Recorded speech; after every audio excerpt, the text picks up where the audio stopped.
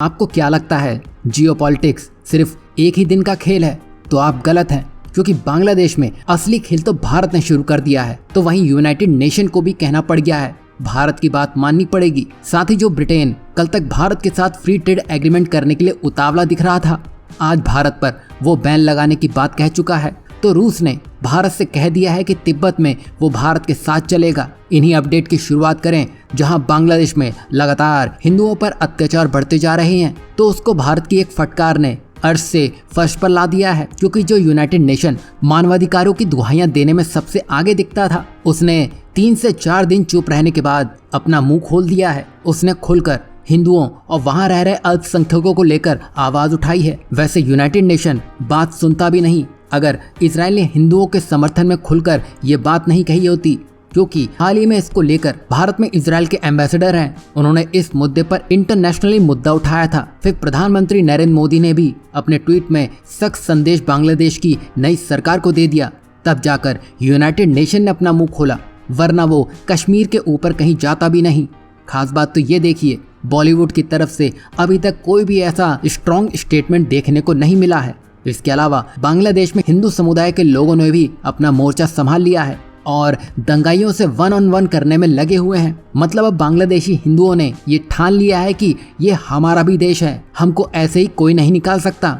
जहां आपने देखा होगा, बांग्लादेश के आर्मी जनरल ने शेख हसीना को महज 45 मिनट दिए थे। अब ऐसा लगता है कि उनको अपने लिए 45 मिनट तक नहीं मिलने वाले हैं। दरअसल बीएनपी और छात्र संघ ने मिलकर शेख हसीना की सरकार को हटाने के लिए संघर्ष किया था। अब उनकी कोशिश सफल रही है, लेकिन अब बीएनपी की जो लीडर हैं, यानी कि खालिदा जिया, उनके सामने ये छात्र संघ बड़ी चुनौती बन सकते हैं और वो खुद इलेक्शन में खड़े हो सकते हैं। मतलब एक कुर्सी के लिए अब बांग्लादेश में घमासान फिर से शुरू होने वाला है। यही नहीं, शेख हसीना के बेटे जो अब तक राजनीति से दूर थे, अब उन्होंने भी ऐलान किया है कि वो राजनीति में उतर सकते हैं।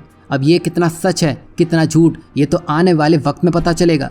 वैसे मोहम्मद यूनिस, जिन्होंने बांग्लादेश का पदभार संभाला है, उन्होंने भारत के सामने घुटने टेक दिए हैं। वैसे मोहम्मद यूनिस, जिन्होंने हाल ही में बांग्लादेश के कर्ता धर्ता के रूप में शपथ ली है, उन्होंने भारत के सामने ही घुटने टेक दिए हैं।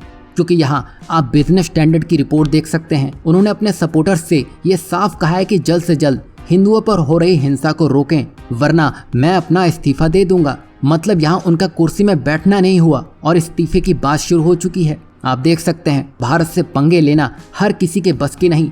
जब अमेरिका 200 बार सोचता है, तो बांग्लादेश तो आसपास भी नहीं है। वहीं जैसा कि कल हमने आपको बताया था, ब्रिटेन भारत से फ्री ट्रेड एग्रीमेंट करना चाहता है, लेकिन अब वो भारत पर ही बैन लगाने की बात कह चुका है। मतलब अब ब्रिटेन में रहकर काम करना अब भारतीयों के लिए और मुश्किल हो जाएगा, क्योंकि अब ब्रिटेन वीजा पर रोक लगा रहा है।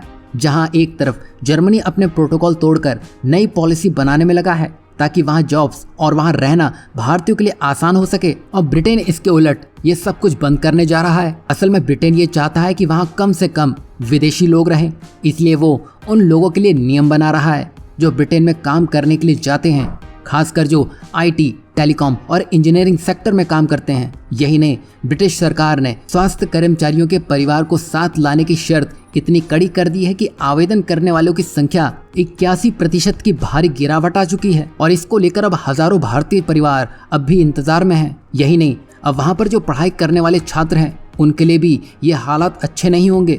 बता दें कि नए नियमों के चलते अब उन्हें अपने परिवार साथ लाने में दिक्कत हो रही है। देखा जाए तो जिस तरह ब्रिटेन में हाल ही में दंगे देखने को मिले हैं, उसी की वजह से ये एक बड़ी वजह सामने बनकर आया है। वैसे ब्रिटेन भारत से जीडीपी के मामले में काफी पीछे है, लेकिन वो भारतीय इंजीनियर्स, डॉक्टर और नर्सेस की अहमियत नहीं समझ पा रहा है।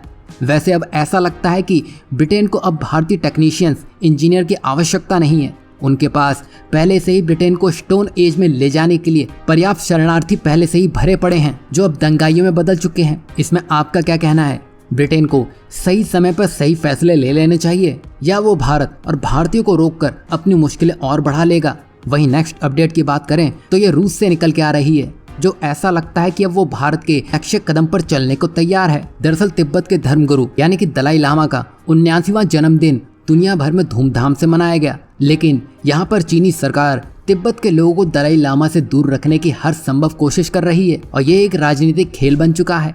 दरअसल भारत ने दलाई लामा का समर्थन किया है, जिससे चीन बड़ा नाराज है। वहीं मंगोलिया में भी उनके जन्मदिन पर जश्न मनाया गया, जिससे चीन और नाराज हो चुका है।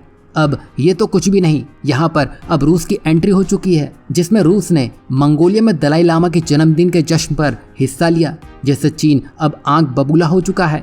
बता दें कि रूस के कुछ हिस्से जैसे बोरियाशिया, कलमाइकिया और तुवा में भी तिब्बत बौद्ध धर्म को मानने वाले लोग रहते हैं। बता दें कि चीन पैसों के दम पर कई देशों को अपने अधीन कर सकता है, लेकिन धर्म के मामले में ऐसा नहीं है और रूस भी इस बात को समझता है, क्योंकि वो भी इससे जुड़ा हुआ है। मतलब चीन को अब तिब्बत में एक नया कॉम्पिटिटर मिल चुका है। वहीं रूस का तिब्बत से जुड़ना चीन पर एक बड़ी पकड़ बनाने जैसा होगा, क्योंकि चीन कब किसके साथ क्या कर ले कोई नहीं जानता और रूस ये समझ चुका है, तभी वो भारत के साथ तिब्बत में आगे चलने को तैयार है। वहीं नेक्स्ट अपडेट की बात करें तो ये भी चीन के लिए एक बड़ा झटका है। बता दें कि भारत ने हाल ही में चीन के लिए मालदीव में सुनामी ला दी है। हाल ही में 3 दिवसीय यात्रा पर डॉक्टर एस जयशंकर मालदीव पहुंचे हैं और ये काफ़ी खास है, क्योंकि जहां मालदीव भारत को धक्के मारकर बाहर निकालने में था, लेकिन अभी मालदीव के नेताओं की पूरी बॉडी लैंग्वेज चेंज हो चुकी है और वो भारत की आओ भगत कर रहे हैं। सोचिए, इंडिया आउट के नारे से चुनाव जीता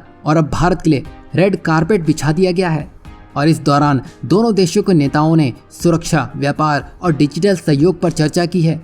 साथ ही स्ट्रीट लाइटिंग, बच्चों की स्पीच थेरेपी और विशेष शिक्षा के क्षेत्र में 6 प्रोजेक्ट के उद्घाटन किए गए हैं और इससे मालदीव को काफी फायदा होगा। यही नहीं, मालदीव में डिजिटल पेमेंट को लेकर मंत्रालय के बीच समझौता ज्ञापन यानी कि MOU पर भी साइन हो चुके हैं। वहीं 1000 से ज्यादा सिविल सर्वेंट ऑफिसर्स के परीक्षण को लेकर भी फैसला हो चुका है। अब कुछ लोग ये कहेंगे कि मालदीव ने भारत को घसीटा था, उसको भी सबक सिखाना चाहिए। वैसे ऐसा पहले ही हो चुका है। मालदीव घुटनों पर ही है और जियोपॉलिटिक्स में हर चीज सोच समझकर की जाती है। आप देखिए, श्रीलंका भी चीन की गोदी में जाकर बैठ चुका था, लेकिन भारत न्यूट्रल रहा और आज देखिए, श्रीलंका चीनी जासूसी जहाज को भारत के आसपास आने नहीं दे रहा है। और यही सही मायनों में जेंटलमैन जियोपॉलिटिक्स है, जो इस समय डॉक्टर एस जयशंकर करने में लगे हैं। आपको क्या लगता है, भारत मालदीव को लेकर सही रास्ते पर है या उसकी कलाई और मोड़ने की आवश्यकता है? वहीं नेक्स्ट अपडेट की बात करें तो ये तुर्की से निकल के आ रही है, जिसने सबको हैरान कर दिया है। दरअसल तुर्की ने हाल ही में एक बड़ा फैसला ले लिया है। उसने रूस के खरीदे गए आधुनिक हथियार यानी कि S-400 को हटाने का फैसला किया है और ये ऐसा हथियार है जो दुश्मनों के हवाई हमले को नाकाम कर सकता है। लेकिन तुर्की ने इसे छोड़कर अपना खुद का हथियार बनाने का फैसला किया है और यह उसके लिए बहुत बड़ा कदम है। लेकिन सवाल उठता है कि आखिर क्यों? दरअसल तुर्की खतरनाक वायु रक्षा प्रणाली बनाने की योजना बना रहा है, जिसका नाम स्टील डोम रखा गया है। दिलचस्प बात तो यह है कि तुर्की ने रूस से खरीदे गए महंगे S-400 मिसाइल सिस्टम को इस नई योजना से बाहर कर दिया है और अभी ये मिसाइल सिस्टम तुर्की में मौजूद है, लेकिन इसका इस्तेमाल नहीं हो रहा है। तुर्की ने यह मिसाइल सिस्टम अमेरिका से नाराजगी के चलते रूस से खरीदा था, लेकिन अब हालात बदल रहे हैं। तुर्की अपने पुराने दोस्तों नाटो देशों के करीब जाना चाहता है, इसलिए उसने ये फैसला लिया है। लेकिन सवाल उठता है, इतना पैसा खर्च कर देने के बाद S-400 मिसाइलों का होगा क्या? क्या तुर्की इन्हें बेचेगा या फिर इन्हें गोदाम में ही सड़ने देगा? ये फैसला तुर्की के लिए भी आसान नहीं होगा। उसने अपने देश की सुरक्षा और अंतर्राष्ट्रीय संबंधों के बीच संतुलन बनाना होगा। वहीं दुनिया भी ये देख रही है कि तुर्की आखिरकार क्या करना चाहता है और यह भारत के लिए भी सीख है। तभी भारत ने बैलिस्टिक मिसाइल डिफेंस यानी कि BMD सिस्टम बनाया है, जो S-400 से कई गुना ताकतवर है। लेकिन क्या भारत भी तुर्की की तरह S-400 को छोड़ सकता है? पर ये आसान नहीं है, क्योंकि भारत के पास इतना पैसा नहीं है कि वो इतने महंगे हथियार को यूं ही छोड़ दे।